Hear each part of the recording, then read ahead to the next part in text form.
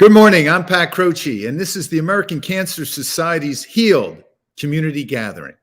It's a community, all right, a community of cancer survivors, caregivers, family members, friends, loved ones, anyone who's been touched by cancer or who has been touched by someone who's touched by cancer. And I'd like to thank all of our sponsors, starting with 6ABC. In every one of our gatherings, this is our 34th, every one of our weekly gatherings can be found on 6ABC on one of their connected networks, whether it's Hulu or a variety of them. Just go to 6abc.com and you'll find it. And for those of you who are live on YouTube or Facebook, thanks for joining us. Our mission here is to educate, inform, entertain, inspire, and get people really just activated in living life to its fullest, body, mind, and spirit. And how we're doing that is by funding the research that the American Cancer Society is undergoing as we speak in Atlanta, in their headquarters, by Dr. Erica Reese-Punilla. She's the star scientist, the researcher who's undergoing this research with 400 variety of diagnoses of cancer. And we will find the results within about a year. That's where the healed word came from, health and energy through active living every day. I'd like to thank our leadership partners who helped me raise the $2 million necessary to kick off the research, and each and every one of you who's gone to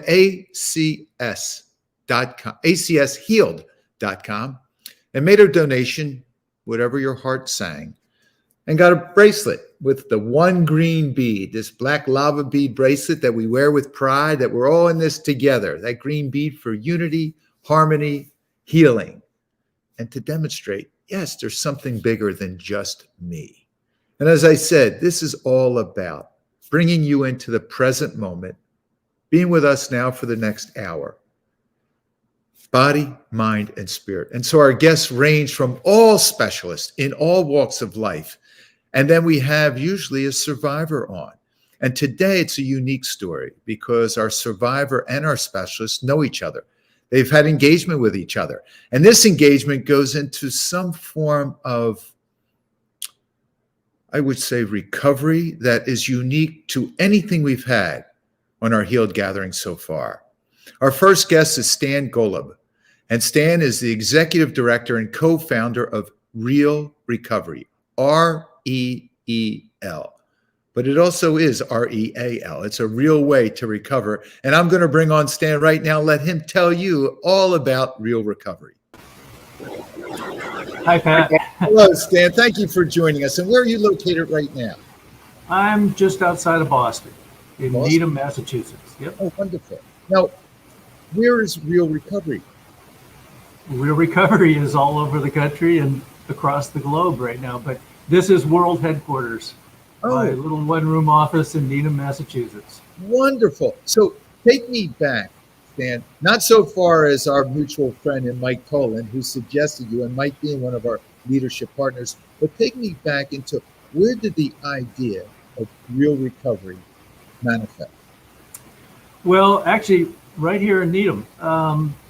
I moved back here in 2000 when my wife got into a doctoral program. And I was looking for something new to do. And I went to my local trout club here in Needham and met the executive director of Casting for Recovery. They were based right here in Needham, and it was a nonprofit doing fly fishing retreats for women with breast cancer. Brand new idea, came out of the Orvis company, few partners there. And I said, do you need some help? I'm not doing anything. So I started to volunteer for them. I became the associate director for 2 years, and then learned that they were moving to Vermont and I was going to be out of a job. The next day, Stu Brown, a dentist from Denver with brain cancer, called Casting for Recovery, wondering if they wanted to do it for men. The serendipity of that call was miraculous. The next day? The next day, and I was sitting in the office, and it happens to be right upstairs where Casting for Recovery was located. And I was moping about what am I going to do next. And here Stu calls and says, do you want to do this for men? And I said, let's meet and talk. And so I flew out to Denver, met Stu and two other partners who were all fishing buddies, and Stu had stage 4 glioblastoma. And we went fishing that day in 38 degrees, blizzard conditions, and Stu stood out in the middle of the river until it was too dark to see him. And we had dinner, and I figured if Stu was that courageous, and if fly fishing meant so much to him, that we should provide this to other men. And we all agreed, let's put a stake in the ground and have a retreat. And 6 weeks later, we paid for it ourselves, and we had 4 of Stu's co-patients and Stu at this retreat at Sylvandale Ranch in Loveland, Colorado. So wait a second, Stan, wait a second. So you're telling me 6 weeks and 1 day after you were out of casting recovery, all of a sudden you have the premier inaugural retreat. That is correct. That's amazing.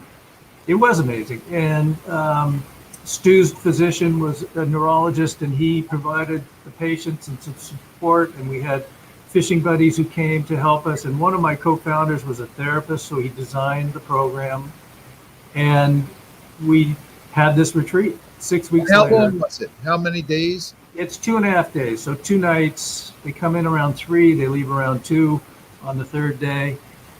48 hours of collegiality, camaraderie, fishing, talking, eating, sleeping. I mean, that's our 4 mantras. Is we fish, we sleep, we talk, and we eat. And it's pretty simple. But what happened in that first retreat was miraculous. Tears, humor, fishing, fun. And each one of these men had various challenges because of their brain cancers, but they were still able to articulate and enunciate what their experience was like with cancer and how this bonding allowed them to speak from their hearts that they'd never spoken before. And we said, we've got something here. So Stan, this is a first where it was specifically and exclusively men. What was the difference between Castaway Recovery, which was all women from breast cancer, to this first time event that you're experiencing men? What was the difference? Well, and it's Casting for Recovery, but yeah, that's good. Mainly we fished a lot more. We knew that men needed to be active, that men weren't going to sit and talk together much unless we facilitated those conversations, and they would do it if they were being active. So a lot of men stand side by side and talk. They don't sit face to face and talk. We'll stand and watch a sporting event. We'll stand, and it's that shoulder to shoulder that we knew would create more conversations. We also knew that they would want to fish. In Casting for Recovery, they only fished the last morning for a couple of hours. We decided that the whole second day would be devoted to fishing and being outdoors and being in nature, and let the instruction sort of flow on the water rather than in a classroom type of setting. So that was one of the main differences. The other is that we have 6 courageous conversations, and these are facilitated by a trained professional. Casting for Recovery doesn't need that. Women tend to be more communicative right from the get-go. We knew that men would need to be led to those conversations and to open up to each other. So the structure. Courageous conversations. So give us a little outline of exactly what it is, how long, you said 6 of them, and when were they scheduled in this 2.5-day retreat? Well, we do a meet and greet when the men arrive, and we go right into a conversation. We do icebreakers. What's your favorite food? What was your first car? Remember your first fishing experience? And then we ask them to describe their cancer, the Reader's Digest version. When you were diagnosed, what type, where are you now, that sort of thing. We then have dinner, and we have another one after dinner. So they're structured throughout the times, usually before or after a meal. And we'll go into fairly serious stuff after dinner. We may ask them, what have you lost in your life because you've had cancer? Followed up the next morning with the question, what have you gained? in your life, what gifts you have in your life because you've had cancer.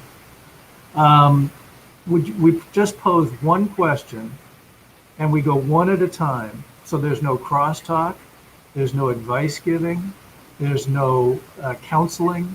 It's just an opportunity for each man to tell his personal story. And throughout the retreat, we ask one question, different question, let them think about it, and then they'll answer it one at a time. And it's an amazing process. Because there's no counseling or advice or crosstalk, each man feels safe to give their own perspective. So there's no right or wrong, no good or bad, no specific way to deal with cancer, cope with cancer. There's his way. And we call it courageous because it takes some courage to even come to a retreat. But kur, meaning heart, is the root of the word courageous. And we ask them to speak from their hearts, leave their egos at the door.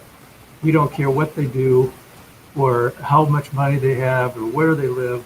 It's speaking from their heart about their cancer experience. You know, And then, I think these survivors who come on this gathering have that same courage and vulnerability there, where you don't see that always, especially with men. They don't, they wear that vulnerability with a leather jacket with the zippers and chains over it. absolutely. And, many of them come to the retreat apprehensive. Clearly, they're with a bunch of strangers. Men, that's not a comfortable setting for many men. And we just guide them gently into those conversations. Now, sometimes they'll start bonding as soon as they get there, and they'll go dive deep right away. But you can see that sort of wall of vulnerability sort of melt away as the retreat proceeds. And especially after that first day of fishing, they come back and there's smiles on their face. The joy that they have experienced comes into that next session. And we've seen just diametric changes in men who've come depressed, angry, sad, which is okay, of course. And that after fishing, maybe that joy of standing in the river and feeling that tug on the line has changed their perspective. How's it do that? That's a really good question. I think there's a multiple of ways, and I think Matt may have the answer for him. But the connection with nature is one way. That we get these men out. Most support groups are held in the basement or rooms of hospitals or cancer centers. We are out in nature, allowing them at their own pace to learn a new skill or demonstrate a skill they've already had, when oftentimes their cancer has diminished their ability to feel competent, to feel physically able. They're now out on a river or by a pond with a fishing buddy. We give one-on-one instruction by a volunteer fishing buddy, and they create a relationship. This total stranger comes out caring, giving up their time to create a relationship and teach our participants how to fish. They stand in the river with them, they'll sit on the bank and talk with them. So not only is it the nature and the experience of being outdoors in a beautiful place, but it's that bond that's created by this total stranger who now cares for this man. And that in itself can be an incredibly healing experience. Then it's the fishing itself, where fly fishing in particular, you've got to concentrate, you've got to focus. You get into a rhythm, and if you get it, well, you're a Zen master, but it's a Zen-like flow and feel. And then they have to focus on the fly. So you're getting their attention in that present moment, purely focused. And during that, if you don't focus, you're not going to catch the fish. But when you do, it's this miraculous energy of this being, this live, wild being that you're now in connection with. And if you have the luck of bringing it in, you then hold it, kiss it, and release it. And there's this process, we've had men say, that's what it feels like for me with cancer, that I got hooked in the jaw.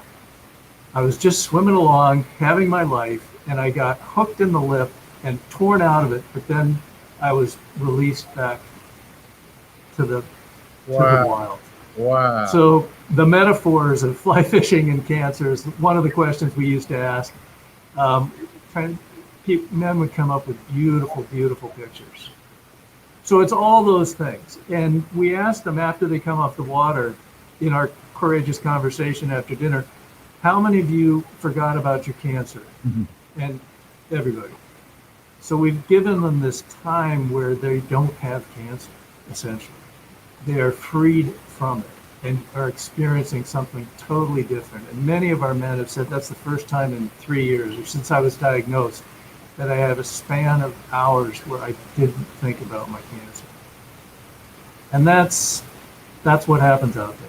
Stan, you brought them magically into the present moment.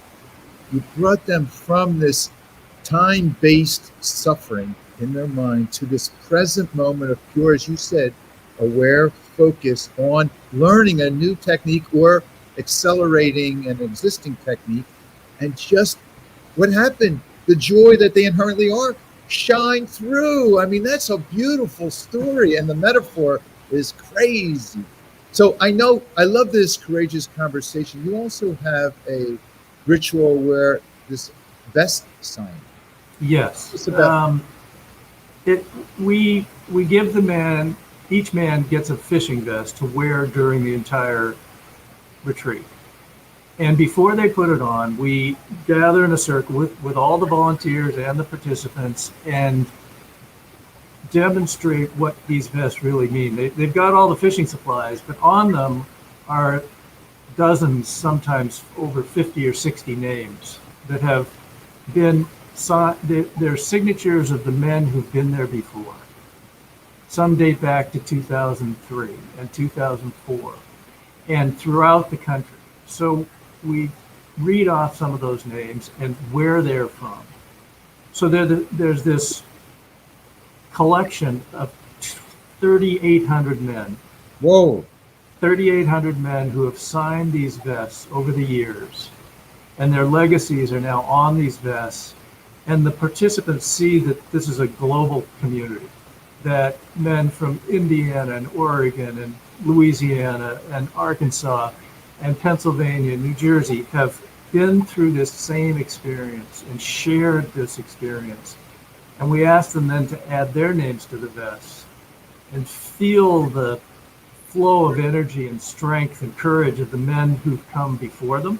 Wow. And that the men who will come after them, hopefully thousands more, will see their name and have that same connection and feel their strength and courage flowing through these vests. So it's a powerful legacy and thread through all these men who've had cancer, who've shared this experience. And some of the men aren't with us anymore, and they know that, but their legacy is still in the vest. And those men who are there, who know that their time may be short, know that their names will be read, and their legacy will continue in this program and in these vests.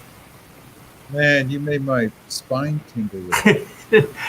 It's really powerful.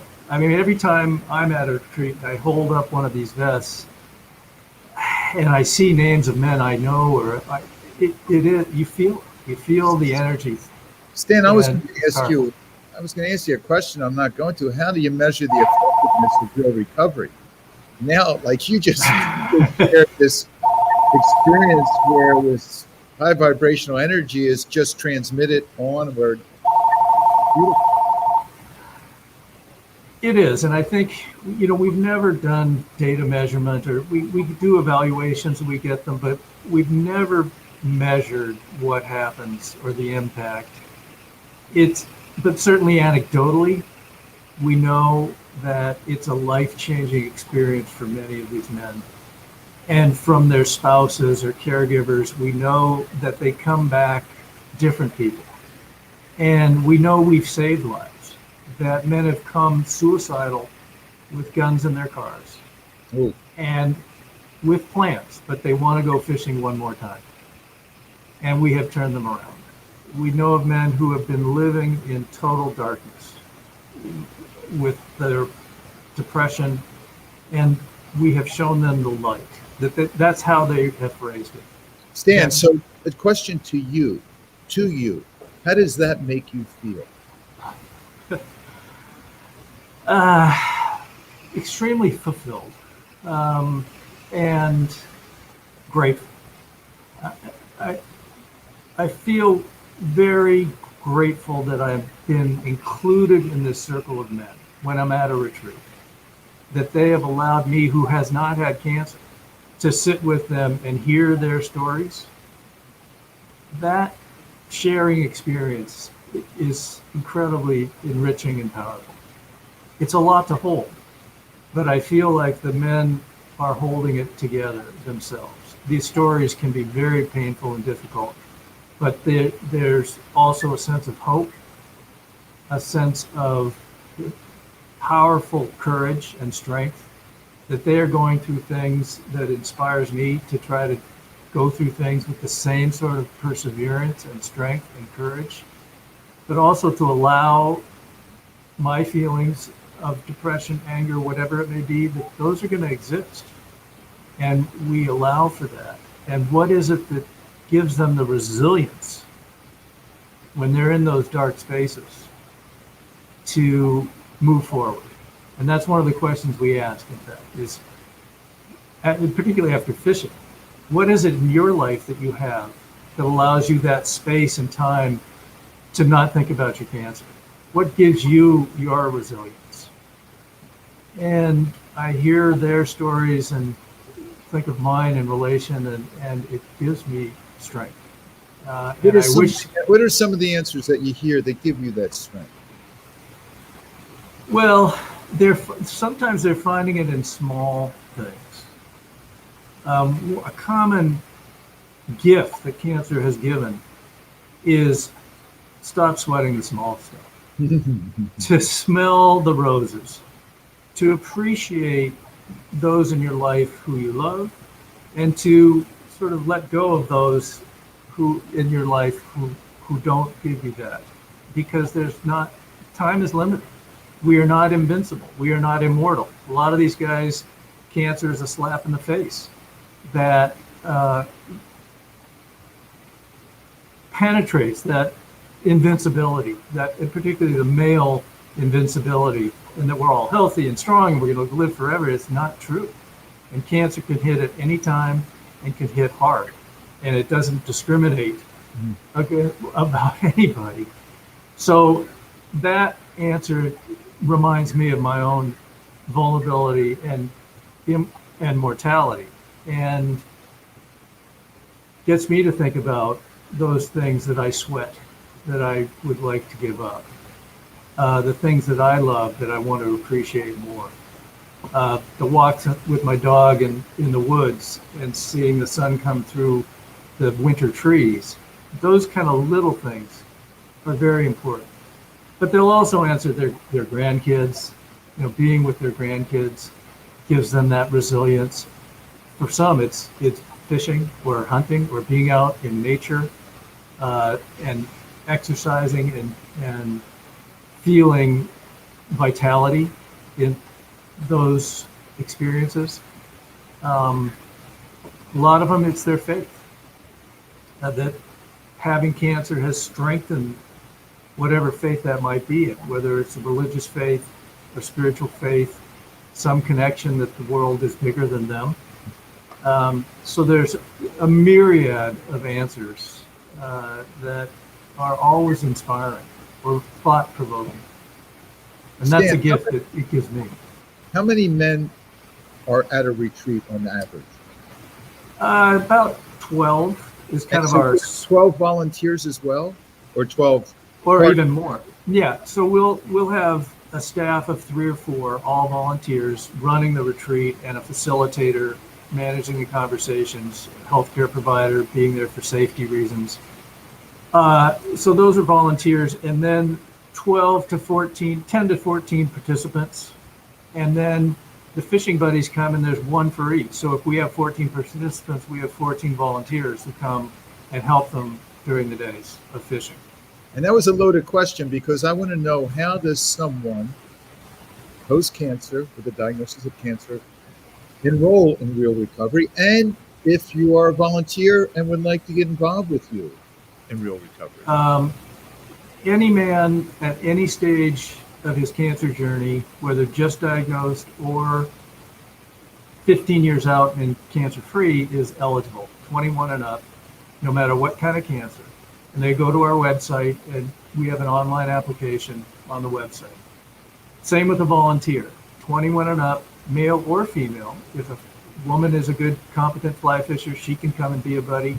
So we have men and women as fishing buddies, men only during the conversations and at meals and overnight. So they can also go to the website, fill out a volunteer form, and then if they're in a particular state, we'll send it to our volunteer state coordinator, and they'll be in touch and work out how to get them involved in their state's retreats. We have 700 volunteers across the country. And each state, 21 states, each state has a coordinator or co-coordinators, and then they run their own individual retreat, but with our process. So it's very grassroots still. And that's the beauty of it. We've got this incredible community support in all the states we go, and now we're global as well. So it's pretty exciting. With one synchronistic moment. That's right. 2003, right? It was 2003. That's correct. You are going to leave, and one day later, you get a call. Grace is on the phone. Yeah, well, on the phone. The synchronicity, the serendipity, it's pretty miraculous. And I didn't even know that this kind of organization existed before I went to the Trout Club and met the executive director of Casting for Recovery. I had no idea that this would be something that for the next 20 years I'd be devoting my life to. Thank God you did. Well, Stan, the best on the bench. Now we're going to bring on one of your clients, your members, your brothers, someone who went to Real Recovery. So thank you, Stan. Thank you. My pleasure. For rendering of Real Recovery. Our next guest is Matt Parker. Matt, and here we go, someone with a 2-time diagnosis of breast cancer. So just imagine the rarity of male breast cancer. And here's a man who's not once, but twice. Matt, are you there? Yes. Hello. Hello, Matt. Thank you for joining us. Oh, so happy to do this. No, I want to hear all about your experience with cancer, but also with Real Recovery, because Stan just tickled my fancy so much so that, to bring everyone into the present moment in nature is like, oh my goodness, that's like going to heaven. Yeah, I think the retreat was spot on how he described it. So yeah, share with us your cancer diagnosis story first. Yeah, so I was diagnosed in, let's call it September 2018, with stage 3B male breast cancer. It impacted my left breast and also my lymph nodes. I had felt a lump, and for dudes, there's not a diagnostic like there is for women with mammograms and so forth. So I had a biopsy done, and it had confirmed I had cancer.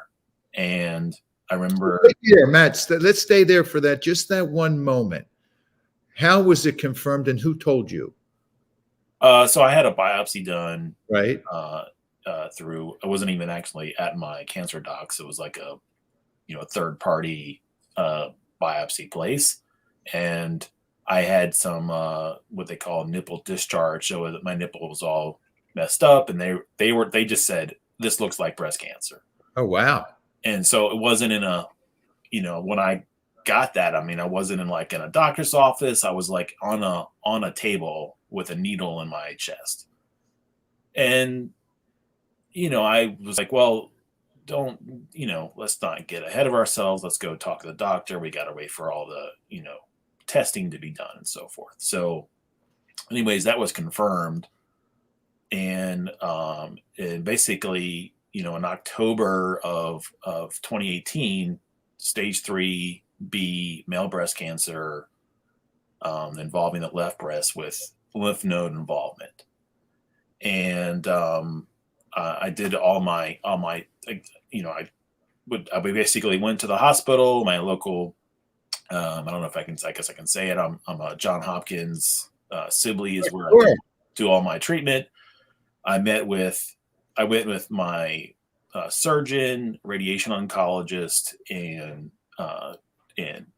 oncologist for chemo. And I actually met with all three of them before I started treatment. And they planned out and said, based on, we'll run a bunch of scans and kind of see where things are. So they decided to do chemotherapy first, followed by a double mastectomy. They took my other side as well, just for precaution, and then radiation, 30 radiation pieces, 30 cycles.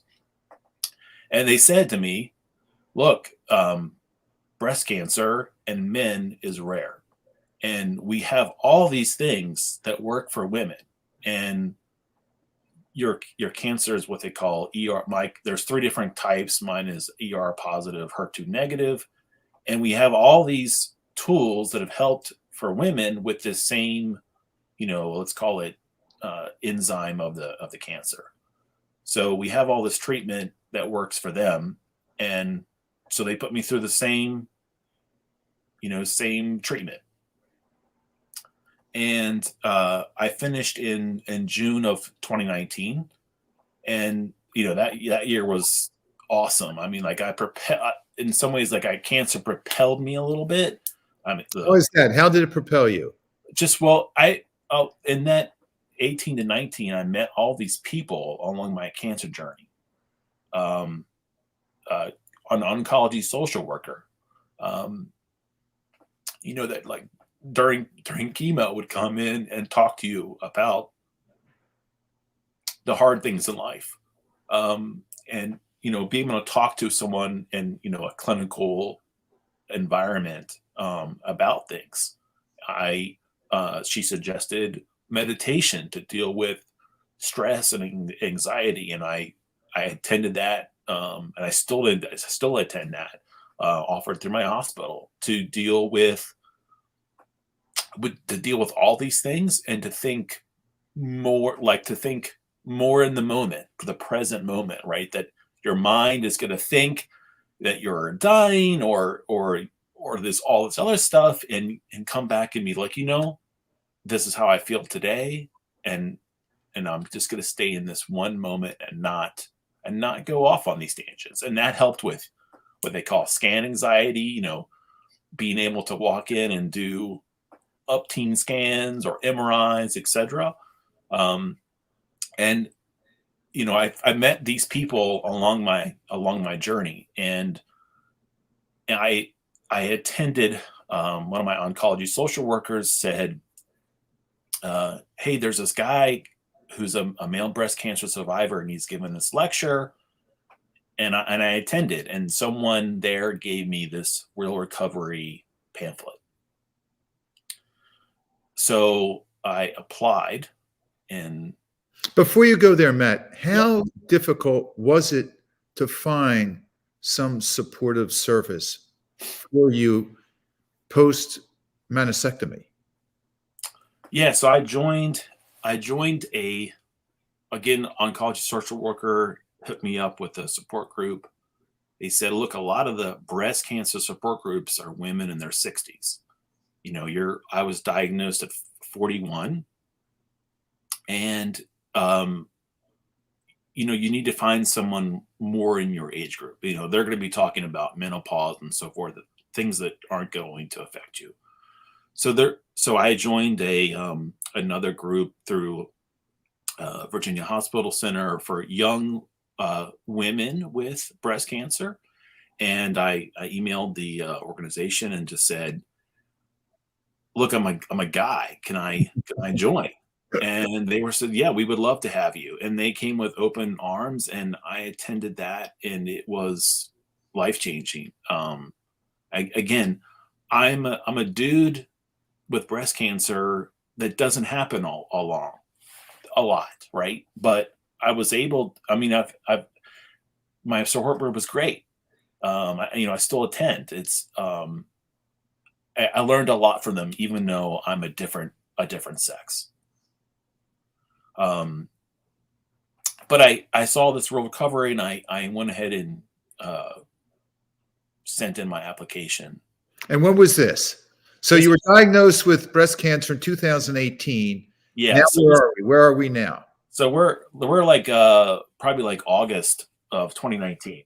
Okay, a year later. A year later, so I go ahead and apply, and they kind of have like a spring. They have I applied for the 2020 spring vacation, right? In Virginia. In Virginia. 2020 happened, coronavirus, canceled. So, 2020 was fine from a health ways, other than just being scared, like you're immunocompromised and COVID and all that stuff. 2021 spring, it got canceled. But they said that they were going to be able to do it for the fall of 2021. So just a couple months ago. Basically October. And I remember them calling me, and they said, "Hey, you still interested in going?" And I said, "Well, does it matter if my cancer has changed?" They said no. So this past February, on Super Bowl Sunday, I went to the ER, and I had a pain in my abdomen, and I made some joke at the ER, like, "Hey, I came into Sibley just to watch the Super Bowl on these crappy TVs at the hospital," and no one laughed. And they threw me into a CT, and they gave me a discharge doc. I said, no pain, no problem in your abdomen, but you have a tumor on your spine. Oh. And so, I called up my cancer team, and I was basically diagnosed in February with stage 4 or metastatic breast cancer. And it spread to my bones and some small stuff in my lungs. And, I was a dude with now stage 4. Like, oh my goodness, this is just super rare. And it certainly was very impactful. But I guess a few days after learning that and going through, I had something like 20 different scans in February. I was like, I learned all this stuff from the first time, and I'm going to use that. I don't need to be freaking out about. I don't need to be freaking out about, 8 different MRIs. I've learned how to meditate, right? I've learned how to think in the moment. I'm just going to use what I've learned from this first time to strengthen this, to heal from all this. And it's that mindset.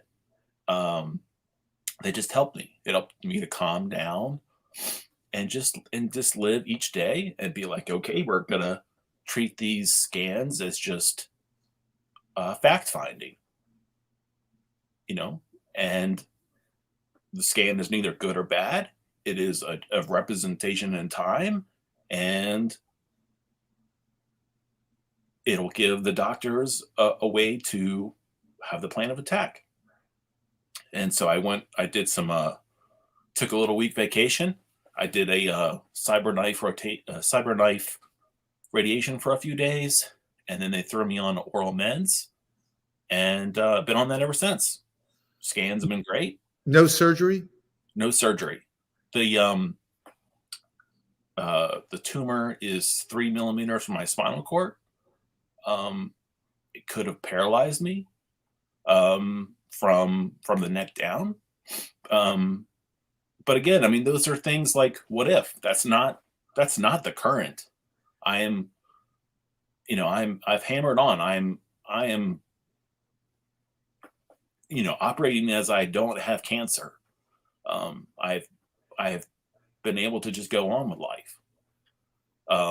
So Matt, you were talking to Real Recovery, asking if you are still applicable to Yeah. attend with a change of diagnosis, and they don't know what you're talking about until you reveal this, right? Yeah, and they just said, "No, come on down. That doesn't matter." And I showed up in October, and there were people that had stage 4 there as well. Are you a fly fisherman? I am not.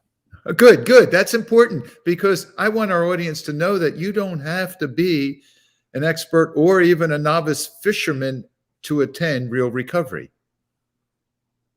No, I mean, my dad had,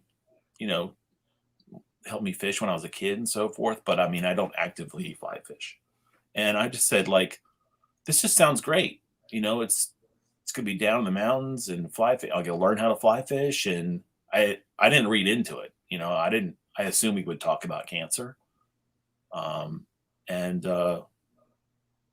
it's just a wonderful experience. So take us there. Take us with you as if we were piggybacking with Matt Parker into Real Recovery. Yeah, so it's down in our location. Again, Real Recovery is worldwide. Our location was down right at the foothills of the Blue Ridge Mountains.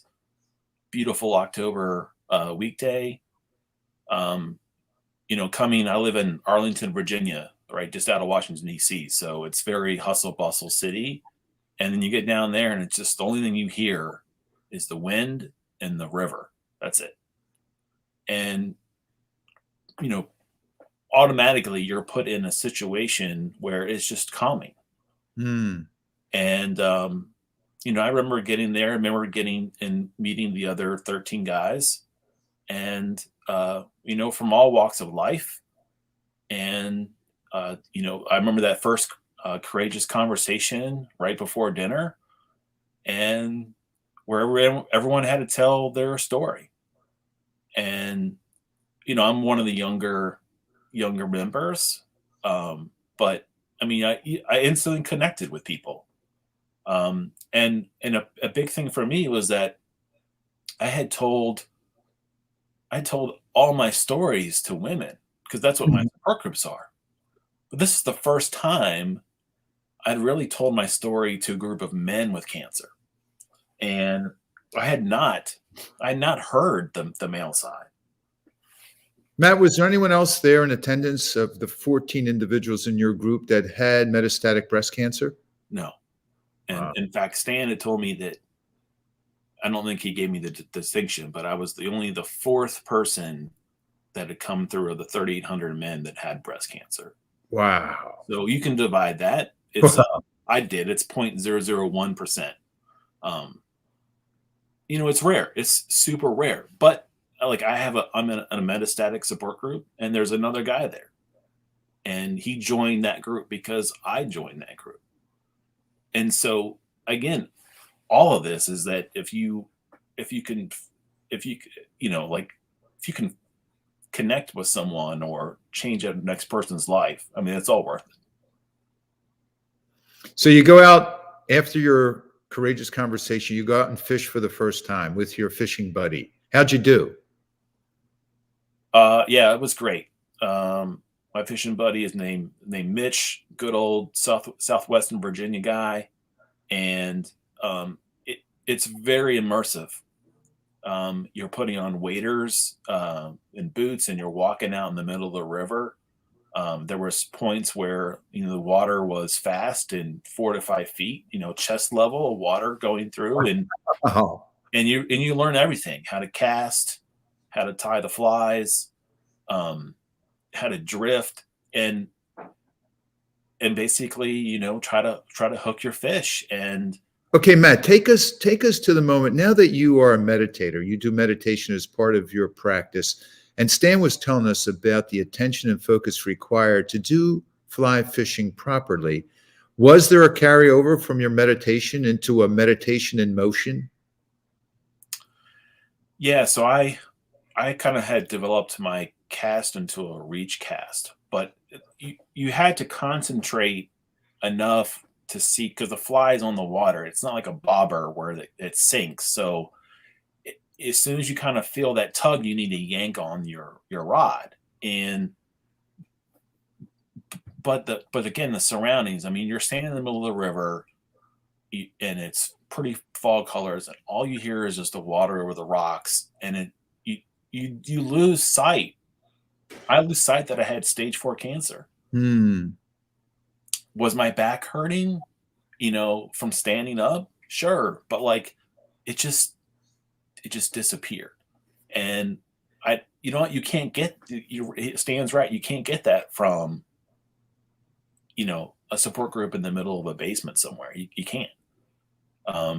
And also, wearing, Sam was talking about the vests and how each person was signing. When I was wearing that vest, I mean, I had names from all over the country. And when I was in the water, I just felt that, I was carrying on that legacy for that person who's not here anymore. And I just felt that connection between the people that were on my vest and my people, my group that had signed it, and all of us just in the river. That's just all I felt for that day. So then you have the courageous conversation. And I love those two questions that Stan asked. And if you don't mind sharing with us, what has stopped you and what has helped you grow from cancer? I think there was something like that. Yeah, I mean, it's tough and super personal. Cancer for me has taken the future possibilities from me. Again, we don't know when our times will end, but I have been put on notice that it's going to be, at some point, right? I'm not going to be 50, 60, 70 years old. And so those future moments of not being there for my kids. I have two boys. They're 6 and 12. I'm just trying to get to high school. And I won't be there.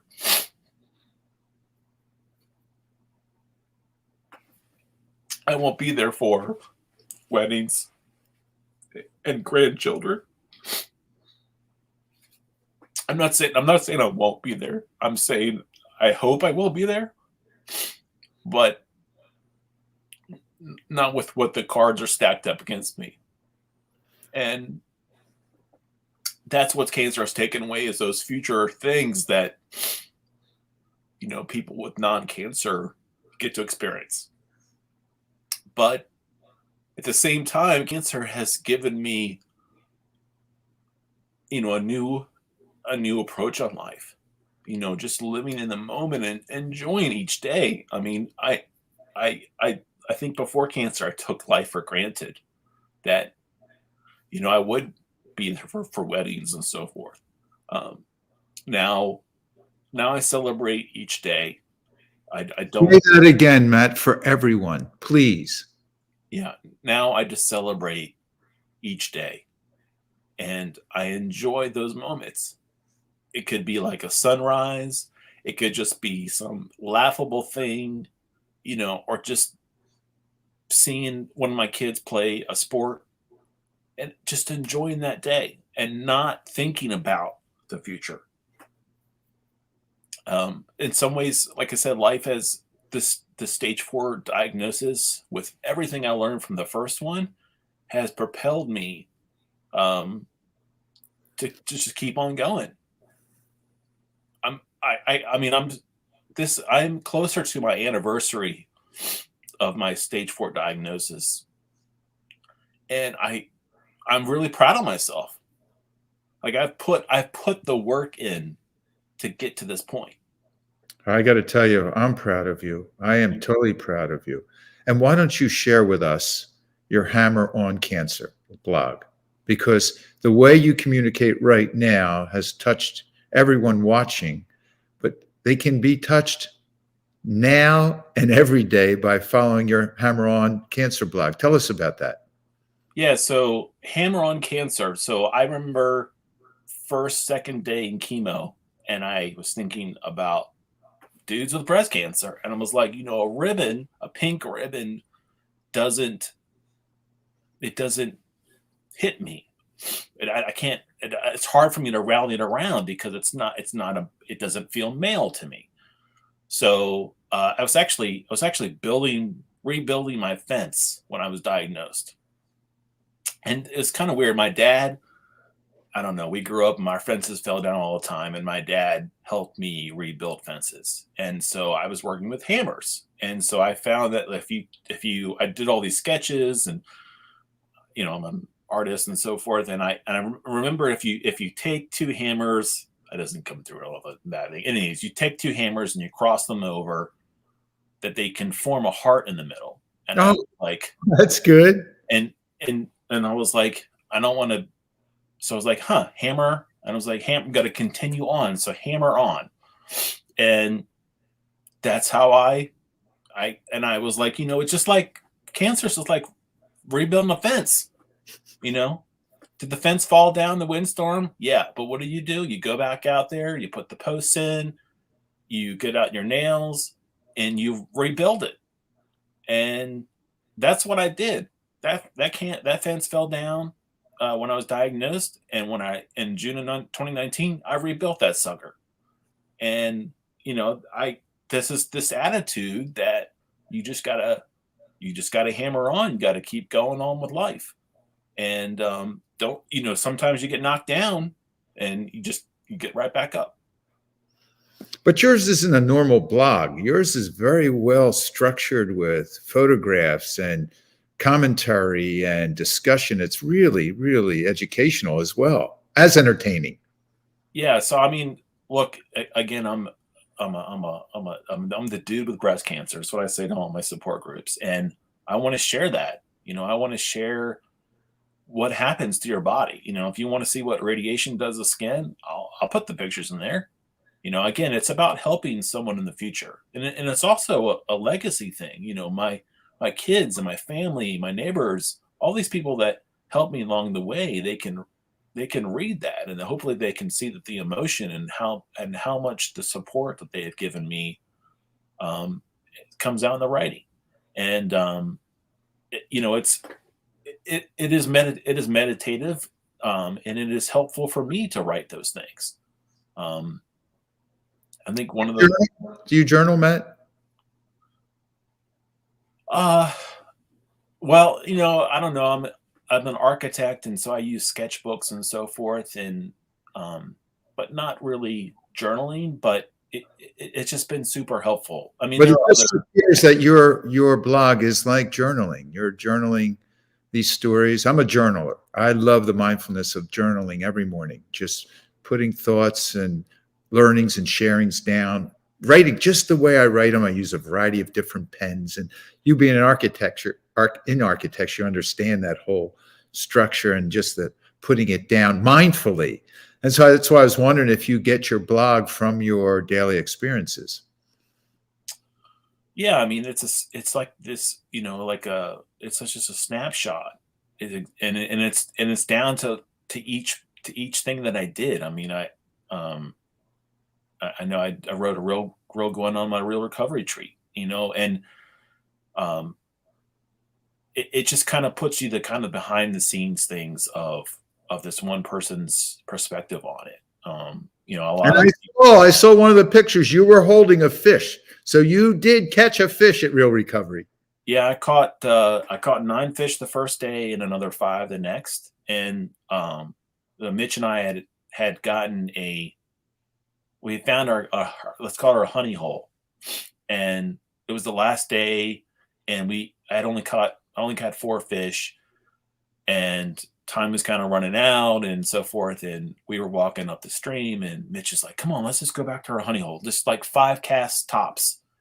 And we hop in there, and I do a reach back cast, which is more of a, an advanced skill. And on the 3rd cast, I landed a rainbow trout, 22 plus inches, Whoa. big old sucker.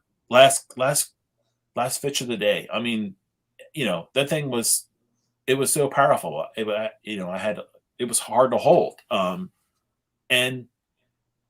But again, it was just like, I came to that retreat with no fly fishing skills, and I picked it up, and that's the only thing I was thinking about. Was just Stay right there, Matt. Stay right there with your fly fishing skill pickup at Real Recovery. And let's bring Stan back on, the co-founder and the executive director. Stan, I know you were sitting on the bench, but Matt just had me enthralled in his story. I couldn't imagine a better spokesperson for what happens at our retreats and what it can do, and the kind of courage and inspiration he gives to others and others give to him. I mean, it's what it's all about. And to end your day with a 22-inch rainbow it's just that life and energy giving thing. When he picked it up, he didn't think about his cancer. But he's such an inspiration, as so many of our men are, who come with very little expectations, with some burdens, but they are alleviated of those burdens for those 2.5 days, and they share them with others, and everyone carries each other's, and then have this kind of joy with a buddy out on the stream where they've lost themselves, immersed themselves. That's the gift that we're giving them, and what his story is the gifts that our men are giving each other, and it's pretty amazing. So Matt, this is Christmas time for those who celebrate Christmas. What gift has Real Recovery given you? Oh, that's great. Yeah. I really think it's the brotherhood, these lifelong connections that I've been able to make with these 13 other strangers, and having this male version of a support group for a lifetime. I've already kept in touch with a lot of these guys, and I think that's one part. And the other part was that they gave me this fly fishing thing where I can now do that. I can go and I can celebrate that in nature, and I wouldn't have done that if I didn't apply. And Stan, what would you like to share with our audience relative to your experience by creating Real Recovery and just seeing what it's done in a ripple effect to people like Matt Parker and 3,800 other men? Well, when I sit at these retreats, what has happened often happens after I hear a story like Matt's, which is multiplied dozens and dozens and hundreds of times, I'm left speechless. The power of that sharing of their stories is so powerful, and the opportunity to give that to other men, and that's what Real Recovery does. It gives the opportunity for them to share their stories, and whatever they gain from that is what we give. And what all of us who are sitting in the circle, and the buddies themselves, they will say they got as much out of it as any of the participants, and we do. It's so powerful. So I guess my final thought is that somebody asked us way back when, in 2006 or 7, what was my vision for Real Recovery? And I thought about it. It wasn't actually about the cancer. It wasn't about the fishing. It was about creating a space where people could be their best selves. Oh. And that's it. And I think we've done that. I think we continue to do that. I think that's our ethos, and everyone who volunteers and comes to that feels that we just are giving a space to be our best selves, whatever that may mean for us personally. And it's pretty magical. You're magical. Matt, you're magical. This has been a beautiful show for this holiday season. I want to thank you both, Stan, Executive Director of Real Recovery, and Matt Parker, just a superstar. A superstar. I mean, I've dealt with a lot of professional athletes in my time, and they couldn't hold a candle to you. Whoa. I want to thank you. I like to end each Healed gathering with just a simple prayer. It's not a petitionary prayer. It's just both of you mentioned present moment.